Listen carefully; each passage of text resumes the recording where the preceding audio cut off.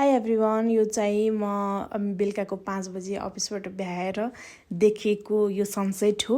अनि म जाँदैछु इन ड्राइभमा। कहाँ जाँदैछु भन्नाले अनि यो बाटोमा चाहिँ जाम परेर यस्तो हैरान भइसकेको थियो, 1 घन्टा लागिसक्यो। म जाँदै थिएँ यो सामानहरू किन्न। म आफ्नो एउटा स्मल यो बुके बिजनेस स्टार्ट गर्न लागेको। अनि लेट्स सी, मलाई कुनै आइडिया छैन, तर मलाई मलाई स्टार्ट गर्न मन छ कि होइन।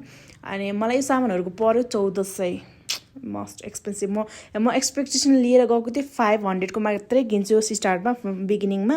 अनि त्यसपछि चाहिँ सिक्दै गयो भने किन्छु भनेको, लास्ट टाइम पहिल्यै पऱ्यो 1400-1500। लेट्स सी अब कतिको मैले सिक्छु। अनि घर आउनु बित्तिकै मैले यो युट्युबबाट हेरेर यो रेडको फ्लावर बनाएँ 2वटा, अनि ग्रिनको एउटा बनाएँ लिफ। अनि तर मैले स्टार्टमै यत्तिको बनाउनु भनेको राम्रै हो होइन र।